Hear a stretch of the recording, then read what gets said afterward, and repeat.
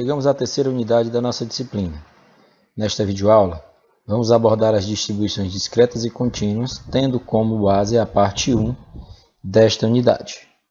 Então, a função probabilidade, ela se define por uma variável aleatória discreta da seguinte maneira: sejam x1, x2, x4 até o enésimo x, seus possíveis valores, e a cada resultado deste xi, que nesse caso representa genericamente os índices desses x aqui que acabamos de falar, associa-se uma probabilidade de xi, ou seja, uma função em cima de cada uma dessas variáveis, denominado de probabilidade de x1. Tal que temos que esse p de xi seja maior do que zero para todo o xi. O que isso quer dizer? Que o somatório de cada um das probabilidades existentes de cada uma dessas variáveis não pode passar de 1. Ou seja, tem que ser menor ou igual a 1. Tá? Essa é uma função denominada função de probabilidade variável aleatória x. Dessa maneira, nós precisamos entender que ela é expressa na forma de uma tabela, do gráfico ou de uma fórmula. Para isso, prestemos atenção. Temos o primeiro exemplo. Vamos encontrar a distribuição discreta de probabilidades da variável do número de caras encontradas no lançamento de 3 moedas.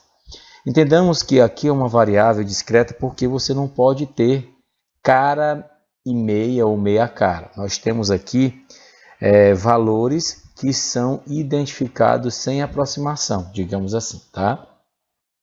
Logo, o meu espaço amostral é de 3 moedas, sendo que pode ocorrer cara, cara, cara, cara, cara, coroa e assim todas as distribuições possíveis a partir do lançamento dessas 3 moedas, sendo que cada uma delas possui 2 possibilidades de serem sorteadas, ou cara ou coroa. Como são 3, há um total de 2 elevado a 3 de 8 possibilidades, tá? Então, x é o número de caras, que pode ser 0, 1, 2 ou 3, ok? No caso, a quantidade de cara 0 é quando nós temos coroa, coroa, coroa. A quantidade de cara 1 é quando ela pode sair uma dessas 3 possibilidades. E assim, 2 quando saírem cara, cara e coroa, ou cara, coroa, cara, ou coroa, cara, cara, tá? Ou 3 possibilidades de sair cara. Então, sigamos. A distribuição das probabilidades expressa por essa tabela, como você viu a distribuição anteriormente descrita por este número, de possíveis valores, é organizada da seguinte maneira. Perceba que sair 0 caras é uma possibilidade do total de 8. Tá? Sair uma cara ocorre 3 possibilidades do total de 8. Ocorrer 2 caras são 3 caras do total de 8. E aqui sair 3 caras é uma do total de 8. Lembrando que este somatório, se formos somar aqui, não vai passar de 1. Ou seja, você repete os denominadores e soma os numeradores. 1, 3 mais 3 mais 1, teremos aí um total de 8 sobre 8, ou seja, um todo, Então, a distribuição de probabilidade dessas probabilidades no gráfico. Perceba que essa distribuição está totalmente simétrica, 1, 3, 3, 1.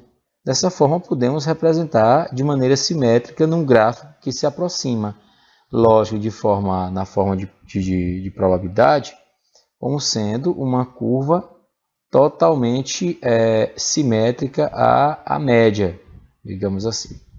Agora vejamos, para entender melhor, você observa aqui o gráfico do slide anterior e percebe que para uma probabilidade, sendo que a nossa variável x, onde o 3 de x a 3 expressa a combinação de 3 elementos tomados x a x.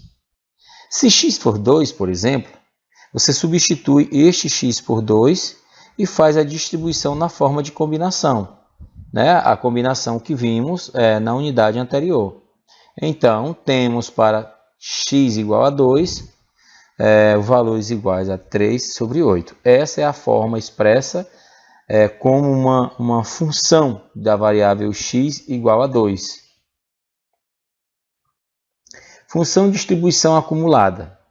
Se x for uma variável aleatória e discreta, a gente pode definir a função acumulada em um ponto x como a soma dessas probabilidades, né? No exemplo anterior, se nós quisermos o acumulado até o número 2, quando x igual a 2, a gente soma os valores anteriores até o 2. Por exemplo, em uma caixa há 5 peças boas e 4 defeituosas. São retiradas aleatoriamente 3 peças sem reposição. Façamos x a variável aleatória, número de peças boas, entre as 3 peças retiradas. Então, o que pode ocorrer?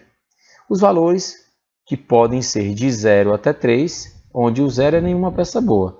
E uma peça boa e as demais ruins, 2 é 2 peças boas, as demais ruins, e assim sucessivamente, até no caso um total de 3, como informado na pergunta.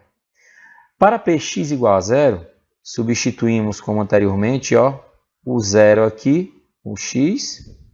Nós temos aqui um total, como nós vimos, se são 5 peças boas e 4 defeituosas, temos aqui 4 tomado 3 a 3, vezes 5 tomado 0 a 0.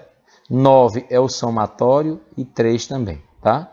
Então, nós temos um total de 1 para 21. E assim, nós fazemos isso para 1, para 2 e para 3, sendo x, tá bom? E aí você vai ter aqui a quantidade de peças defeituosas e peças boas representadas aqui nos valores de n, sendo que aqui sempre vai ser 9, que é o somatório de todas as peças, e 3, que é o somatório, né, de 3 peças retiradas, tá? Então, você vai fazer essas combinações de uma a uma até você chegar a esse resultado, sendo que o somatório, veja, 1 mais 10 mais 5 mais 5 vai dar sempre 21, ou seja, o todo vai dar igual a 1, tá bom? Portanto, essa distribuição na forma da tabela ficará organizada dessa maneira, e esse somatório, quando ir de 0 a 3, a probabilidade de ocorrer ele é igual a 1.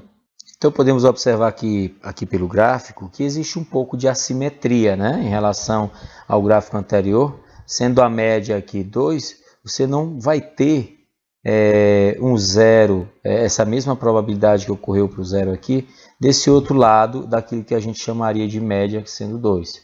Trazendo aqui a curva, né, você percebe que teria um pouquinho de assimetria para a esquerda. Quanto a esse assunto, você deve acompanhar aí os slides em PDF e observar que nós temos um exemplo específico, passo a passo, sobre essa questão, com várias alternativas, letra A, B, C e D, para que você possa encontrar outros valores diferentes apenas desses valores exatos que citamos aqui do 0 ao 3, tá bom?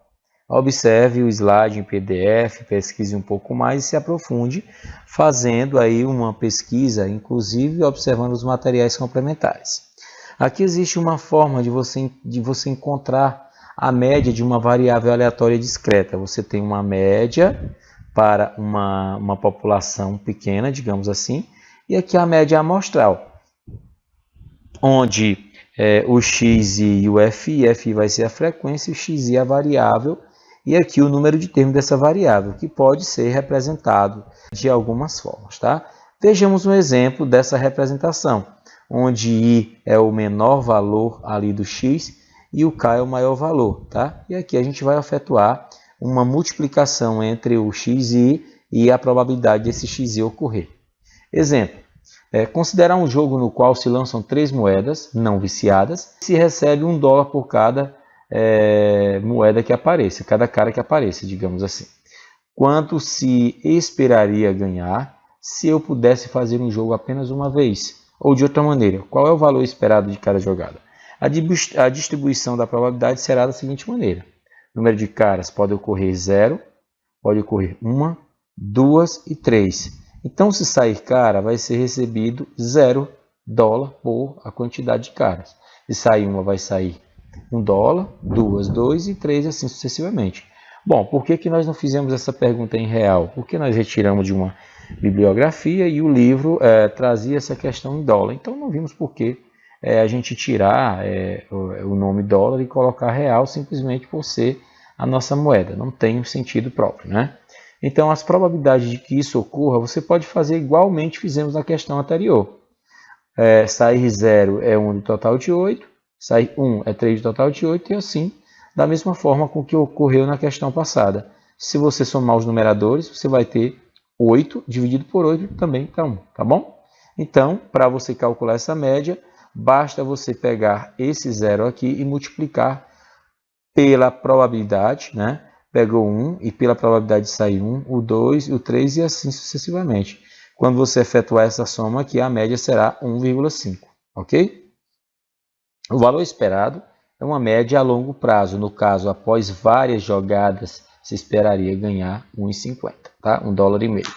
Então, gente, continue essa aula com a próxima videoaula, sendo a parte 2 para a gente encerrar a nossa unidade.